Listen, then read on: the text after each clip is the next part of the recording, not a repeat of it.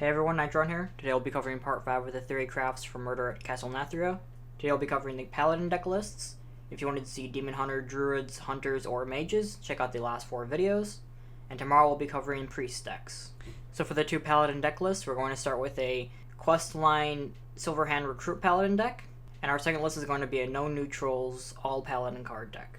If you look at our first deck, the Questline Silverhand Recruit, this is the shell of the deck.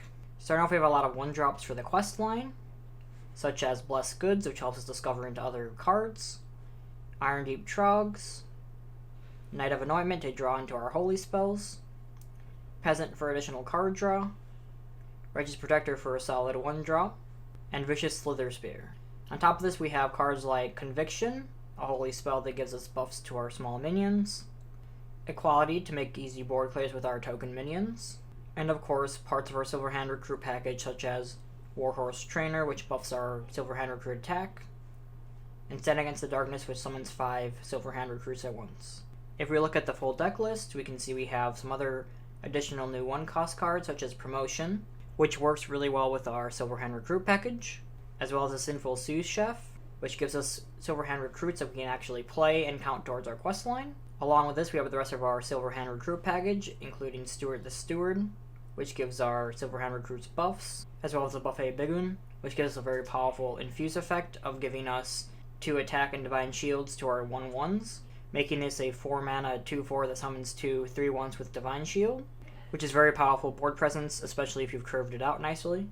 And finally, one of our centerpieces of the deck, as well as a win condition, Caste Nathria. Since we're playing and summoning a lot of minions throughout the game, it makes perfect sense that we're running a big payoff card for that type of playstyle. Overall, this is a very mid-range style deck list that seeks to finish out the quest line fairly quickly, summon and buff up the Silverhand Recruits that you summon throughout the game, as well as infuse Caste Nathria up and get a huge endgame burst.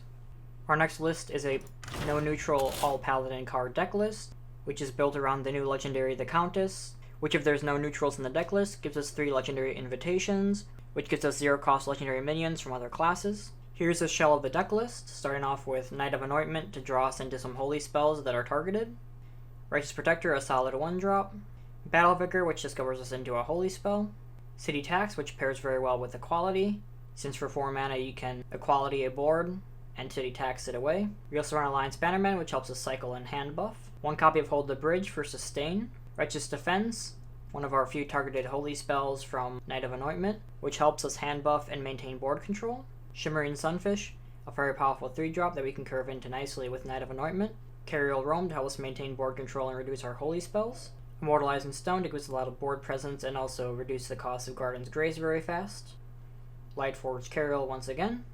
Light Ray is very strong here as we have an entire list of Paladin cards, so it will be reduced very fast, as well as Guardian's Grace, a very powerful buff card that we can get out fairly quickly. If you look at the full list here, we can see the new additions, starting with Muckborn Servant, which gives us a Discover into another Paladin card. Elitist Snob, one of our cards that benefits greatly off of only running Paladin cards.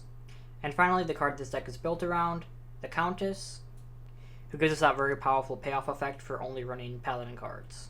Overall, this list leans more towards a control-style game plan, seeking to maintain board control up until you can get the Countess down, and then go crazy with your legendaries. As always, both of these deck lists will be linked in the video description below. If you enjoyed the video, please consider liking, commenting, or subscribing. However, just watching is all the support I could ask for. Once again, thank you for watching, and I'll catch you tomorrow for the Priest decks.